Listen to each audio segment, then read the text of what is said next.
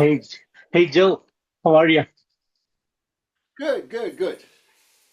I was just my my USB strip came undone, so Yeah, I was getting my technical action back in order.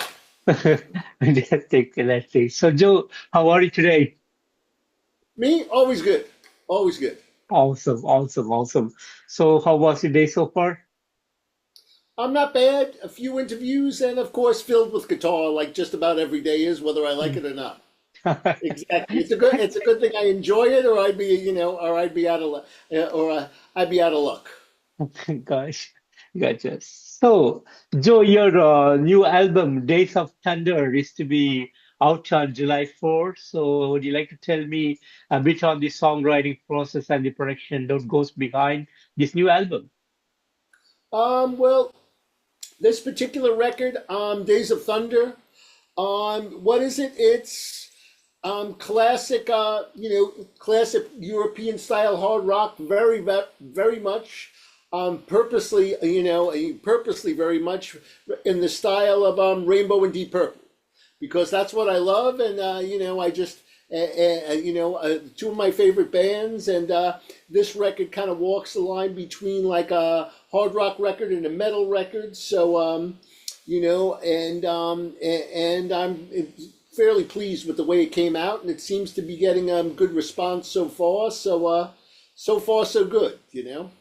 Awesome, awesome. And does Days of Thunder has some kind of storyline or a theme it was focused on? I'm sorry, say that again. Does Days of Thunder has a storyline or a theme it was focused on?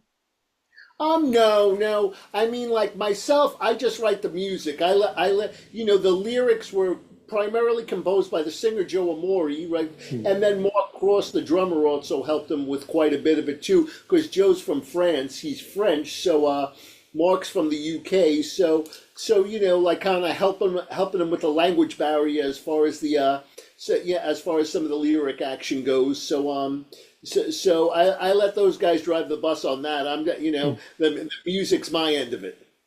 Gotcha, fantastic. And had the pleasure to listen to the entire album. And I heard say 10 mind-blowing songs, beautifully written, bringing back the good old classic hard rock metal infused music back into the scene.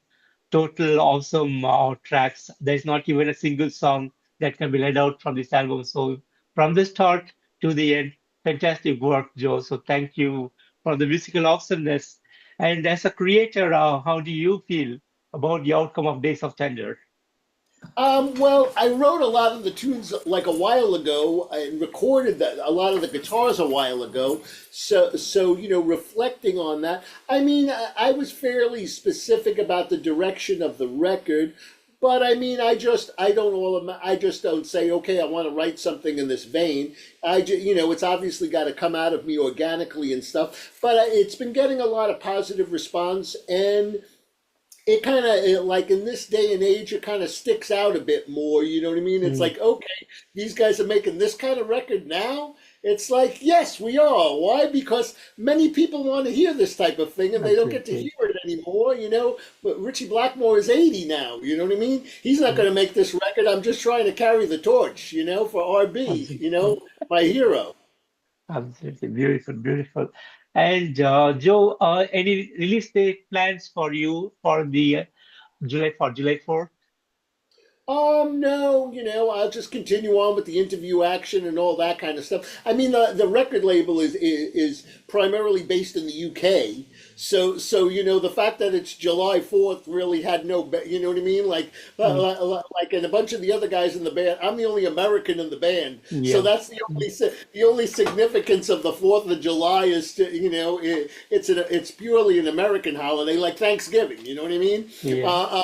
No one cares about Thanksgiving outside the United States, Mm. but so it just happened to come out on then. But it's been nice. I've had a lot of nice conversations with people about the record, and the response has been super positive. So as always, I'm very grateful. I try to make something that I think is pretty badass, and if people like it, Mm. then all the better. Awesome. Awesome. And you have released the official music video for the title Days of Thunders. Would you like to tell me a bit on the making of this video and about this song in particular? Well, I think the motorcycle sounds in the intro, like Mark Cross, the drummer. He's a bike dude. You know what I mean? Like Mm. he rides and stuff. Me, no. You know what I mean? I have a couple older Corvettes, but I think I drove on the back of a motorcycle once. That's the extent of my motorcycle experience. You know what I mean? You know, Yes. so I'll stick with the car. You know what I mean? And but anyway, but it was his idea to have the motorcycle sound in the beginning, and he also had a big part in writing and helping Joe with the lyrics and everything for Mm. this one, more like maybe even more so than any of the other tunes on the record. Mhm. And then the record company really liked it. They were like, "Oh, this has got to be the first single," and I was like, "Okay, fine with me. I'm easy, and so it was their video people that had the whole concept. Of course, they had the bike sound in the beginning to work Mm. with, but then that whole thing with that kind of like almost like a '70s kind of, because Yes. the music's kind of retro as well. So it's got that '70s kind of Cold War kind of thing. You know what I mean? Mm. Which is obviously not far away from the truth in this day and age, apparently. Fantastic. And any plans to come up with more music videos from this album? Yeah, there's going to be the next single's coming out fairly soon, and it's going to feature footage of the band, which is cool. Yeah, and so that I'm not gonna completely spoil the plot, but I just saw the final draft of it. It looks quite cool, and it's a rocking track. I'm not gonna say which one. Everybody can be surprised, but it's one of my favorite Mhm. tracks on the record. So I'm not sure exactly when that's coming out, but I'm sure somebody will from the record company will tell me. I'm not sure the exact date, but I would imagine fairly soon because the first single came out in I believe it was like the middle or towards the end. Believe towards the end of April. Yeah. So we're about due for another one right before the release date. So I would imagine next week or two we'll see it popping up. Fantastic, fantastic. Looking forward. And the band being splattered around the world, is there plan for some kind of touring in support of this album? Yeah, we're definitely looking into it now. I mean, myself, I have a bunch of Alcatraz. I have an Alcatraz Scandinavian / European tour towards the end of the year, and Maestro Misteria's has got the keyboard player. He's got his hands full because he plays keys with Yeah, Bruce Dickinson's Mandrake project, yeah. and so he's going to be busy doing a bunch of touring with Bruce as well. So we're like, when both of our calendars kind of clear, we're looking at the looking forward to getting out and doing some live damage because all killer players and all great dudes and great musicians. So we're looking forward to getting out there and doing damage. Fantastic, fantastic. And Joe, how has this musical journey been for you so far? Overall, I can't complain. I live a charmed life. I've made many records, and it's very gratifying for me because the last bunch of records are probably my finest work. My last three solo albums, Mm. Diabolical Ferocity, The Dark Lord Rises, and Symphonic Onslaught. The last few, all three Alcatrazz records. And now this, I'm doing my best work in my later years, which is good, and I just recently finished a new solo album, and it's good, it's a seriously serious, it's a fierce slab of metal guitar. You know what I mean? So Yeah. so so I'm always taking things up a notch, always trying to raise the bar. But and I'm always counting my blessings for my and I'm appreciative of my modest level of success. But I can't complain. I've been all over the world, and all I do is, I spend every day with this thing in my hands. So how bad could it be? It's not all that stressful. Gotcha, gotcha. And you are also as the assistant professor in the Berklee College of Music. So how do you manage your time with the bands, with the other projects, and with the work with Berklee College of Music?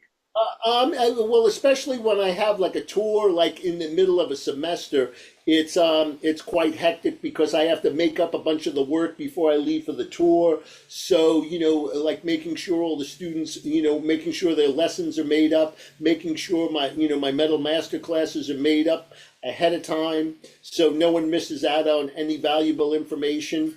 And